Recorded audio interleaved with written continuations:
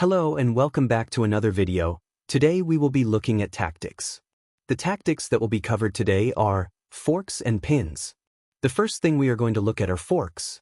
A fork is essentially when a piece or pawn attacks two other pieces or pawns. For example, here's a simple fork that can occur out of the opening. In this position, white defends their pawn on e4 with knight to c3. This is a mistake because black can just take on e4 anyways. After white recaptures, black has a fork with d5, attacking both the knight and the bishop. The most common move in this position is bishop takes, and after queen takes bishop, black has a lot more piece activity and faster development. Here's another example of a fork that leads to a material advantage. In this position, we go knight b5, threatening to go knight c7 check. If black plays a random move like e6, we take on c7, forking the king and rook. After the king moves, we take on a8, and while black can trap the knight, we are now just up in exchange and have a better position. Here's another example of a game involving the use of forks, with Bobby Fischer playing the white pieces and Mikhail Tal with the black pieces played in 1959. In this position, Fischer sacrifices the knight with knight takes f5. This is called a deflection, because if the pawn takes the knight, then the queen can go to d5, which would give white the advantage, and white would have a lot of piece activity and attacking chances. Instead, Tal goes rook to g8, ignoring the knight and instead trying to start his own attack on the white king. I'll give you some time to figure out what Fischer played in this position.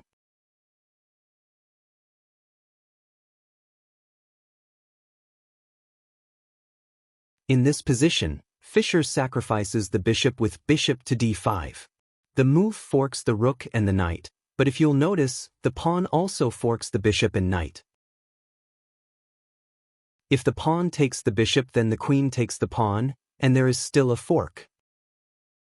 If the pawn takes the knight, then the bishop can take the rook. Therefore, Tal plays rook to a7. Fischer is still winning.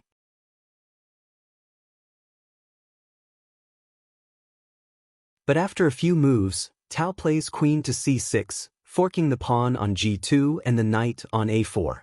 While it looks like white can win the knight on b8, another fork from the queen allows black to recapture, and Tal would go on to win the game with the black pieces.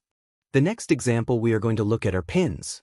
Pins are when you attack a lower value piece in front of a higher value piece, meaning the lower value piece can't move.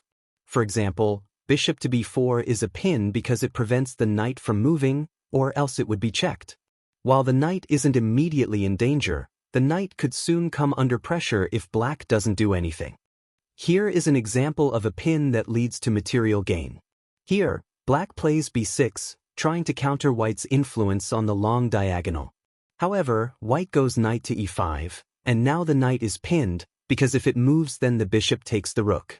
If black tries to defend the knight, then after knight takes, and bishop takes, there is a fork on the king and rook, and white is much better. It takes a lot of practice and pattern recognition to spot. If you missed a fork or pin, that's okay, you're just adding to your library of knowledge about chess. Just go analyze the game, understand what you missed, and try not to miss it next time. Well, that's it for today's video. Hope you enjoyed it.